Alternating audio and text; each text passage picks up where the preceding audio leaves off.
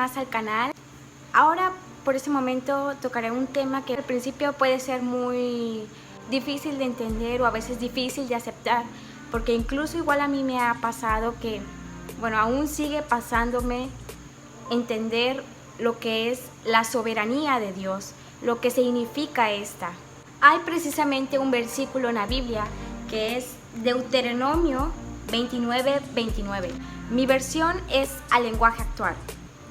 Dice: hay cosas que Dios mantiene en secreto y que solo Él conoce, pero a nosotros nos ha dado todos estos mandamientos para que nosotros y nuestros descendientes los obedezcamos siempre. Desde que somos pequeñitos, desde que somos chiquitos, nos han enseñado a tener una idea de devoradores de sueños, de devoradores de ser positivos al máximo, de ser positivos a lo extremo. Y la verdad que esto es muy bueno porque igual nos beneficia mucho, nos ayuda en nuestra vida cotidiana, en dificultades en la vida. Ese tipo de pensamientos es muy bueno porque incluso podemos escuchar personas, ay, es que esa persona es muy pesimista, y a veces podemos convivir con ese tipo de personas, pero ese no es el punto. El punto es que no está mal ser un devorador de sueños, no está mal tener un objetivo y poder cumplirlo, pero en esta hora quiero ir por ese rumbo. Quiero explicar que muchas veces las cosas no van a salir como nosotros lo planeamos. Nosotros podemos decir, esto ya lo tengo bajo control, mi tarea ya la entregué, ya la hice, la voy a entregar 2 días antes o una semana antes incluso, ya soy una de esas. O cosas, por ejemplo, como me corrieron de mi empleo, voy a buscar otro, ahí voy a encontrar otro empleo, lo tengo todo bajo control. ¿Qué pasa cuando las cosas se salen de nuestras manos? ¿Qué pasa cuando las cosas no salen como nosotros lo pensamos? Ahí es donde vienen las dificultades, ahí es donde viene que empezamos a dudar en lo que nosotros creíamos. Si nosotros nos impartieron una mentalidad desde chiquitos de ser positivos al máximo, de ser con una mente grande, en alto, una mente devoradora de objetivos, de propósitos, ahí es donde nosotros empezamos a dudar muchas veces de, bueno, ¿y dónde está mi mente devoradora de sueños? ¿Y dónde están mis propósitos? Ahí es donde dudamos muchas veces. Y el versículo que te leí anteriormente de Deuteronomio 29 hace un énfasis a que Dios no da a conocer todos sus secretos.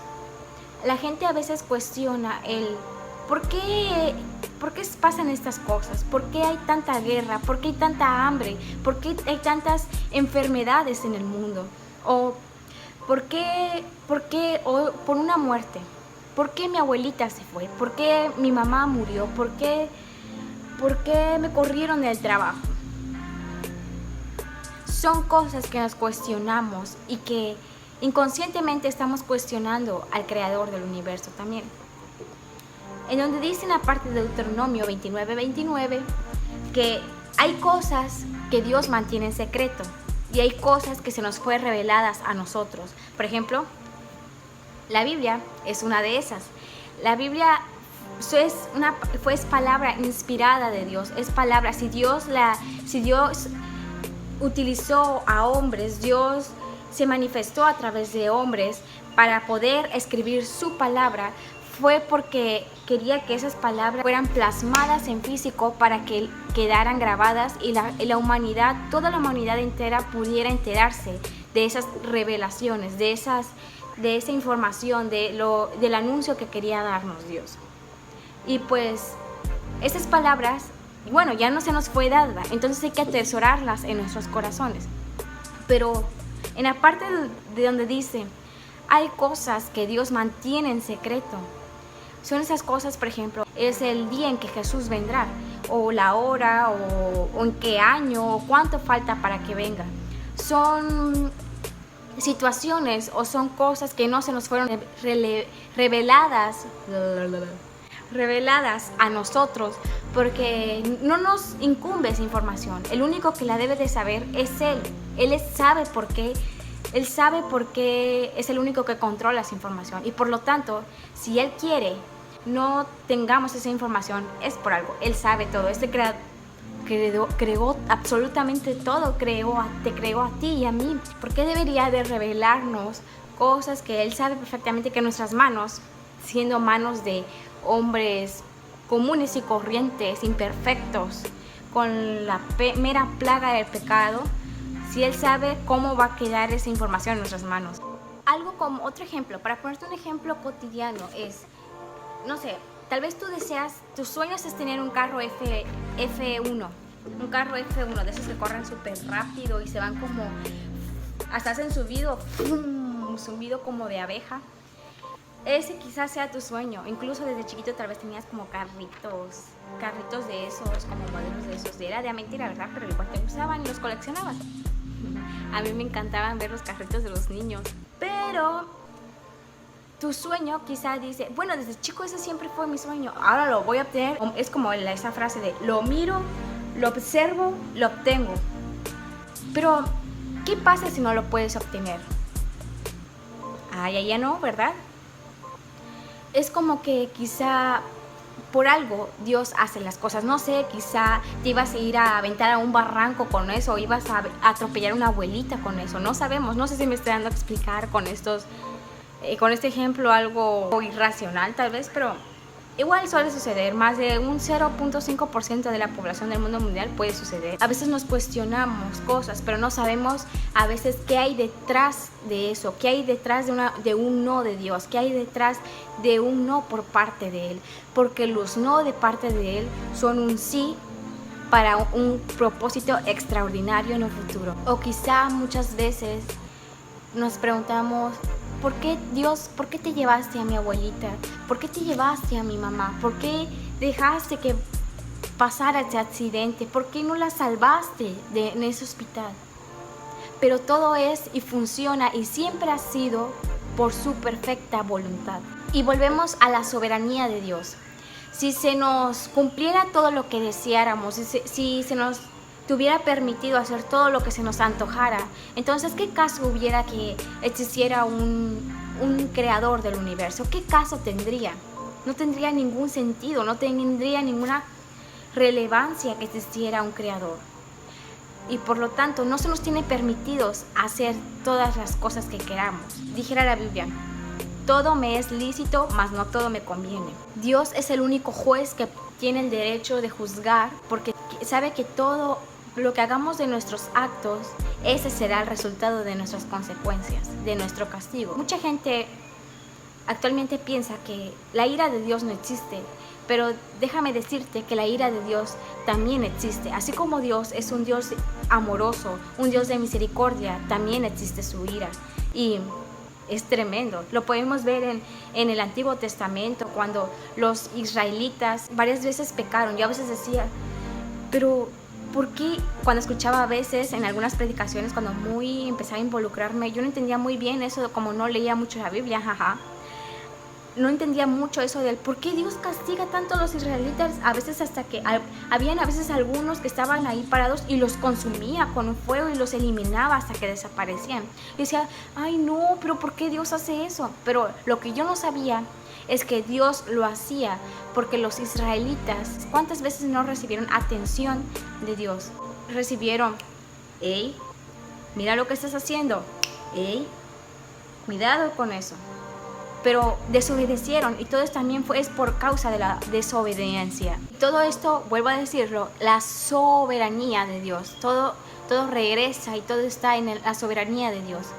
¿Por qué nosotros, siendo seres imperfectos y pecadores, tendríamos que cuestionar a alguien que es justo, a alguien que nunca jamás en la eternidad ha pecado, a alguien que conoce al hombre desde lo más profundo de sus entrañas hasta lo más externo de él?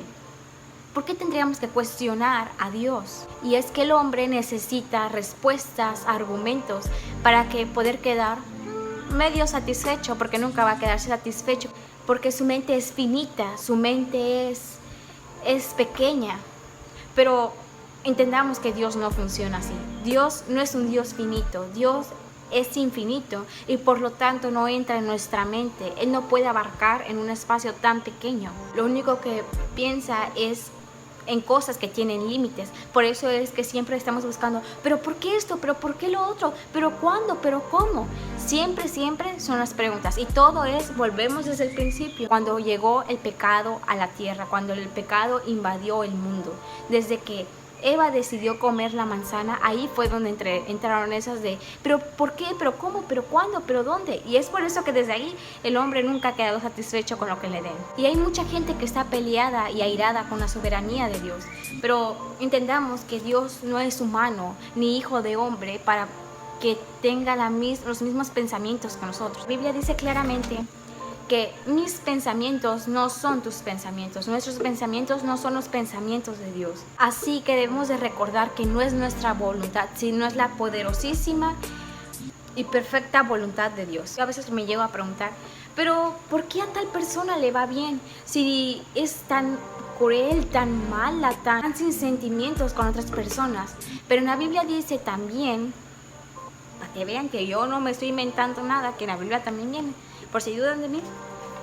En la Biblia también dice que Dios es justo. El sol sale como para buenos como para malos. Porque se imaginan que si le hiciéramos de Dios nosotros un día, ay no, saber cuánta gente hubiera muerto sin misericordia. Porque por eso también es el propósito de Jesús. Aún siendo nosotros pecadores, aún siendo inmerecidos de la gracia de Jesús, hacia un Dios nos cerró la boca. Fue como si nos dijera, aquí está su salvación. No cuestionen, no pregunten por qué los malos deberían de recibir lo mismo que los buenos, pero es por misericordia. Hay un pasaje, si aún no estás, como que si aún no me entendiste lo que yo estoy tratando de decir sobre la soberanía de Dios, hay un pasaje, he estado leyendo el libro de Samuel, en donde cuenta la historia del rey Saúl, de Samuel, del rey David. Y hay una historia que, el rey David tuvo varias historias, tuvo como que fue una historia, ¿no? Pero hubieron varias historias dentro de su historia. Hay una historia en donde el rey David iba a perder a su hijo. Iba a perder a su hijo, a un bebé. Pero no es que el rey David estuviera embarazado, no. Era más bien Betsabé, con la mujer con la que había adulterado. Una mujer que ya estaba casada, ya tenía esposo. Y cometió injustamente adulterio. Mandó a matar a su esposo de Betsabé. Prácticamente él lo mató, para quedarse finalmente con el objetivo de quedarse con Betsabé. Tremendo el rey David. Por consecuencia de eso, obviamente Betsabé iba a tener un hijo. Entonces, Dios, en la Biblia dice que así como Dios fue muy bueno con el rey David, pero cuando el rey David cometió adulterio, dice que el corazón de Dios se enojó mucho con lo que el rey David había hecho. Entonces por eso lanzó un castigo para él como consecuencia de su acto, porque lo que hizo el rey David repercutió a terceros, repercutió con un hombre que era inocente, con un hombre que incluso él se fue muriendo con el nunca saber de que el rey a su majestad, el que tanto quería, o sea, el rey David había adulterado con su esposa, a su esposa que tanto amaba. Entonces el rey David se puso muy triste y se puso a orar y se puso a clamar, dejó de comer, no se bañaba, estaba tirado en el suelo. Sus sirvientes decían, pero ¿por qué no? ¿Qué show? ¿Por qué el rey está así? Levántenlo, díganle que cómo se va a morir. Pero el rey David no tenía ganas de nada, lo único que quería era orar y clamar por su hijo, para que su hijo se salvara. Sin embargo, esto no funcionó porque Dios ya tenía destinado qué es lo que iba a hacer. Ya sabía cuál era su voluntad. Dios quería hacer su perfecta voluntad. Aquí te voy a leer la parte donde es lo que te estoy contando. Dice, al séptimo día, el niño murió. Los consejeros no se atrevían a decirle nada a David porque pensaban, si cuando el niño aún vivía, le pedíamos que comiera y no nos hacía caso. Ahora que el niño ya murió, es capaz de hacer una tontería, o sea, tal vez de suicidarse o matarse. Pero David se dio cuenta de que sus consejeros le ocultaban algo y comprendió que su hijo ya había muerto. Entonces dijo, ya murió el niño, ¿verdad? Y los consejeros le contestaron, sí, ya murió. De inmediato David se levantó del suelo y se bañó, se perfumó y se cambió de ropa. Luego fue a adorar a Dios a la carpa donde estaba el cofre del pacto, y cuando regresó a su casa pidió que le sirvieran de comer y comió. Sus consejeros le preguntaron: ¿por qué hace esto, su majestad? Cuando el niño aún vivía, usted no comía y lloraba mucho por él, y ahora que ha muerto, usted se levanta y se pone a comer. David les contestó: mientras el niño aún vivía, yo no comía y lloraba, porque había una posibilidad de que Dios me tendría compasión. O sea, había, en pocas palabras, había una posibilidad entre su clamo y su tristeza de que Dios cambiara de opinión. Pero ahora que el niño ya ha muerto, ¿qué gano con no comer? No puedo devolverle la vida, ni hacer que vuelva a estar conmigo. Más bien, algún día yo moriré e iré a reunirme con él. Muchas veces, cuando pasan cosas como pérdidas familiares o enfermedades, nos preguntamos ¿por qué? Pero es parte de nuestra naturaleza humana cuestionarnos, entristecernos. Sin embargo, debemos de ser cuidadosos en estas situaciones porque muchas veces podemos blasfemar contra Dios. La voluntad de Dios a veces es sí y no. Cuando es sí, gloria a Dios, pero cuando es no, gloria a Dios también, porque es su voluntad.